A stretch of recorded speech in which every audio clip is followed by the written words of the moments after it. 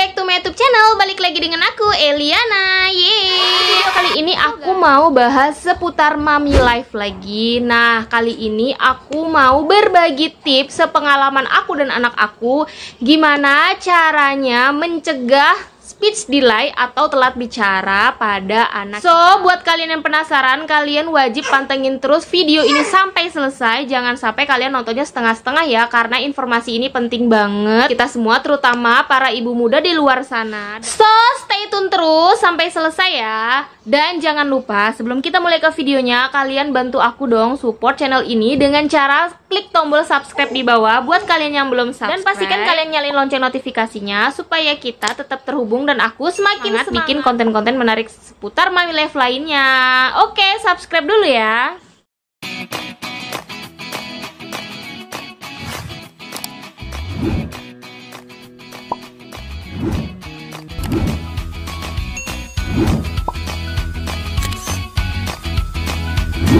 Nah, FYI nih ya guys, jadi aku bikin video ini tuh karena terinspirasi juga nih, karena banyak juga yang nanyain ke aku, termasuk teman-teman aku tuh gimana sih caranya kok Arsi itu kayak cepet banget ngomongnya tuh, dan dia tuh di usia udah 3 tahunan kayak gitu tuh kayak lancar gitu loh ngomongnya tuh, kayak nggak yang pelat-pelat kayak gitu tuh, gimana caranya? Aku juga nggak terlalu ngerti juga kenapa anaknya tuh lebih kecomel nggak sih? Aduh, lebih kecomel aja gitu menurut aku mulutnya.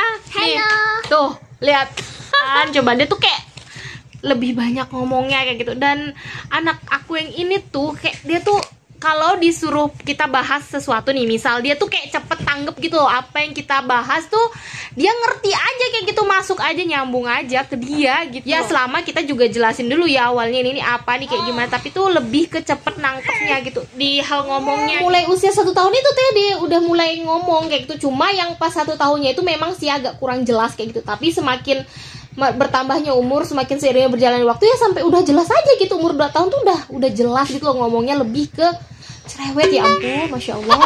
Nah, jadi tuh kayak masih banyak juga nih gimana caranya dan tipsnya sih apa aja. Jadi aku bahas nih di video ini. So, langsung aja kita mulai. Jadi untuk tips pertama yang selalu aku terapin ke anak-anak aku sejak dari mereka bayi, yaitu pakai metode sambil bernyanyi.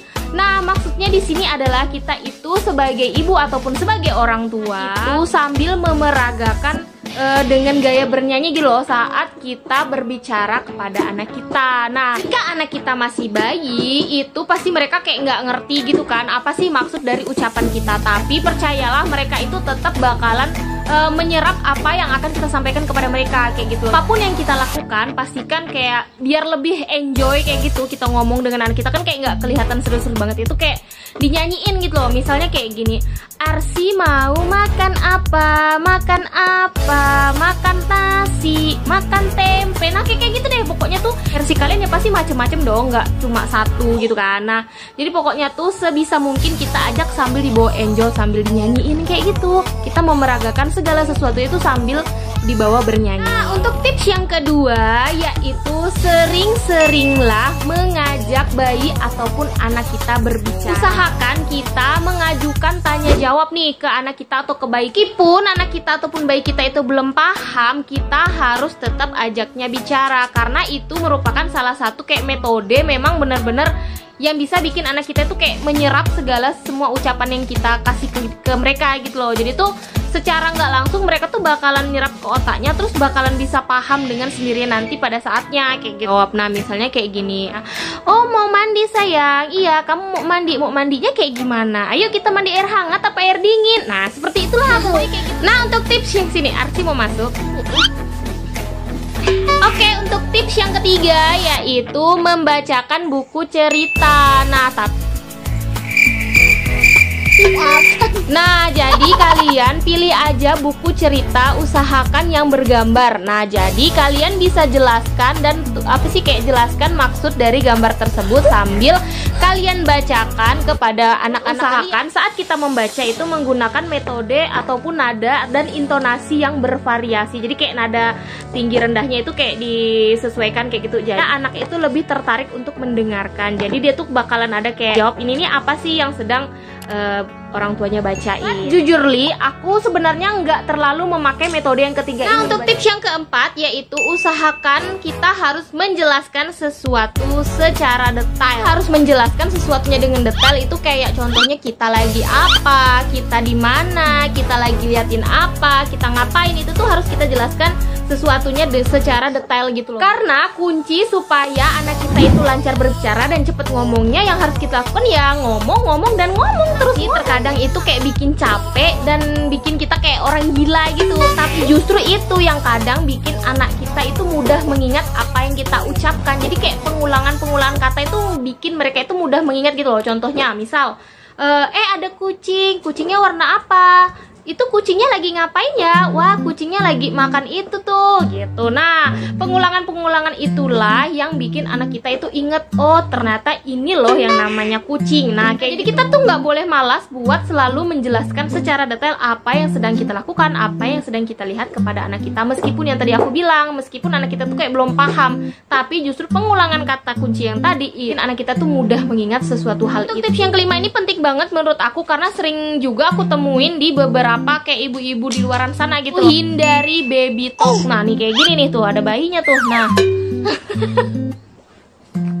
Nah, jadi maksudnya di sini baby talk itu apa? Itu adalah kata yang selalu kita bayi-bayikan kayak gitu. Misal seperti kayak penyebutan pisang yang kita ganti menjadi picang, susu menjadi cucu. Nah, sebenarnya kata-kata yang kayak gitu yang justru bikin anak kita tuh kayak lambat ngomongnya gitu loh, Bun. Ternyata itu tuh mempengaruhi tanpa kita sadari. Iya, lucu sih memang kedengarannya kan, tapi pelafalan yang benar itu harus kita kasih tahu nih ke anak kita. Nah, anak kita itu berhak mendapatkan arti, pelafalan, dan juga makna yang sebenarnya dari sesuatu benda yang kita sebutkan atau sesuatu hal yang kita sebutkan kepada mereka gitu loh. Jadi jangan sampai kita pelat-pelatkan gitu. Apa sih namanya kayak di baby talkan kayak gitu. Jadi ya biarpun mereka balasnya menggunakan bahasa bayi, usahakan kita tetap menggunakan bahasa yang benar dan pelafalan yang benar. Untuk tips yang keenam yaitu beri gestur tubuh dan jangan lupa dengarkan anak. Nah, ini poin penting juga ya. Ternyata komunikasi nonverbal itu juga mempunyai pengaruh besar terhadap pemahaman anak kita. Jangan sungkan untuk memberikan gestur tubuh kita saat bicara dengan anak, seperti kayak menunjuk sesuatu atau melambaikan tangan atau kita bahkan joget-joget kayak gitu dan lain sebagainya. Karena